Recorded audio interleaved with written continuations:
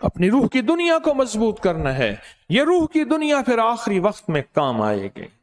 آج آپ کو ایک چیز بتاؤں, آخری وقت میں 3 چیزیں کام آئیں گی.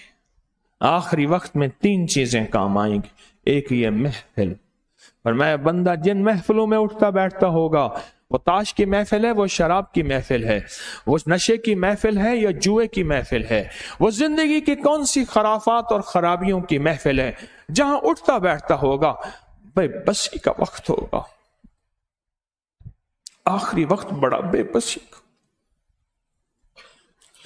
اس کی رحمت سے کلمہ نصیب ہو جائے تو ہو جائے, ورنہ مجھ جیسے بڑے بڑے ممبروں پہ بیٹھنے والے اٹھا کے اس نے پھینک دیے. تو کون ہے؟ اور وہ لوگ جو اپنے آپ کو خبیث سمجھتے تھے, نیچا سمجھتے تھے, ان کو اٹھا کے کلمہ نصیب کر کے تاج پہنا کے ولایت کا مالدار بنا دیا.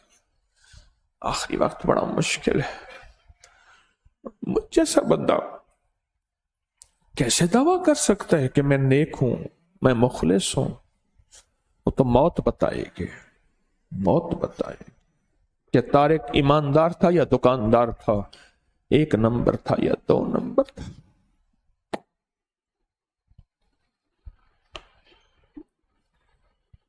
آخری وقت میں یہ مجمع نظر آئیں گے. جن محفلوں میں اٹھتا بیٹھتا ہوگا نا, وہ شیشہ سامنے آ جائے گا ایک دم, اور ان کو ایسے دیکھے گا. اس لیے ہر میت کی آنکھیں بند کرنی پڑتی ہیں, اس لیے ہر میت کی آنکھیں بند کرنی پڑتی ہیں.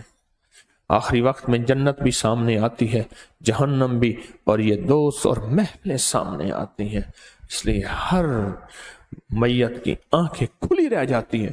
اور ایک اور چیز بھی کھلی رہ جاتی ہے, منہ. وہ کیا؟ جنت سامنے آتی ہے. ہاں, اب دیکھیں نا, اب حق, ہاں جہنم, یہ تھی جس کو میں ساری زندگی سنتا تھا, آنکھیں بھی منہ بھی کھلا, حسرت کی نظر میں. اب آپ کہیں نا کوئی بات ہو, اچانک آپ کی آنکھیں, میں آپ کو کہوں وہ دیکھو کیا, ہاں ایک دم منہ کھلتا ہے. اے آخری وقت میں ایسے آنکھیں بھی کھلی رہ جائیں گی اور منہ بھی کھلا رہ جائے گا. اور یہ محفلیں نیکوں کی محفلیں ہوں گی, تو پھر اللہ نیکوں کو طفیل اور نیکوں کی وجہ سے آخری وقت بہترین کر دے گا. اصحاب کہف جا رہے تھے نا, میں ان کے غار میں گیا, ترکیہ میں, ستمبر میں گیا پچھلے سال, ترکیہ میں ان غار میں گیا. ابھی میں فروری میں ترکیہ میں گیا, وہ تو زلزلے کے بعد گیا, اس سے پہلے میں 15 میں گیا. تو میں وہاں گیا نا, تو میں سوچنے لگا, کتا باہر بیٹھا ہوا تھا, موٹا کتا ہی, بکری جدا چبرا, وہ ایسے باہر بیٹھا ہوا تھا موٹا. تو میں نے کہا ایسی کتا باہر بیٹھا تھا, اور کتے نے کہا, کتے نے کہ مجھے بھی ساتھ لے چلو. انہوں نے کہا تو شور کرے گا. تو کتے نے کہا نہ میں پونکا تے نہ میں ٹونکا تے نہ میں شور مچاواں, نیکاں دے لڑ لگ کے میں بھی شاید بخشا جاؤں. تو نیکوں کی محفل سامنے آئے گی. ایک دوسرا, جو بول زیادہ اور اکثر بولے گا وہی بول آخری وقت میں زبان پہ آئے گا. آپ تجربہ کریں, بے شمار واقعات ہیں. جو بندے سارا دن, کئی لوگ ایسے تھے جن کا ہر وقت گالیوں میں گزرتا تھا, آخری وقت میں گالیاں دے رہے تھے. کوئی لوگ ایسے تھے جو دلال تھے, 2 روپے 2 روپے 4 روپے 4 روپے, یہ دلال ہوتے نا, بولیاں لگاتے ہیں, اس کو بولی کہتے ہیں یا کیا کہتے ہیں.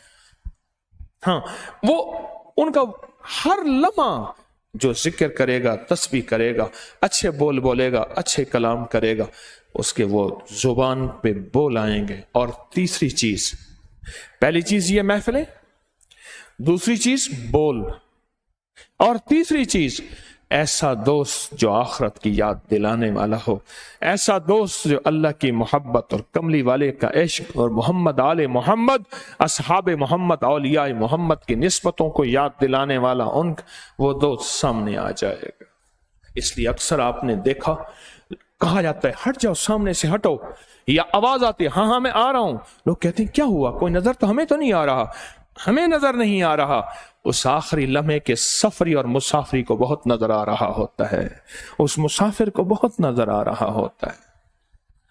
زندگی کے اس سفر میں ان 3 چیزوں کو سوچیں, एक कौन सी महफिलों में मेरा उठना बैठना है, एक इस सांसों ने टूटना तो है आखिर, इन लबों ने आखिर खत्म तो होना है। हम न होंगे तो किसी और के चर्चे होंगे, हम न होंगे तो किसी और के चर्चे होंगे। खलकत शहर तो कहने को फसाना मांगे, ये आखिर सांसों ने टूटना तो है। इन 3 चीजों पे मेहनत करें। मैं भी मोहताज हूं, आप भी। सबसे पहले मेरी ज्यादा लम्हे, मेरे ज्यादा वक्त कौन सी महफिलों में है, कौन से लम्हों में है, कौन सी महफिलों में है, एक इस पे मेहनत करें।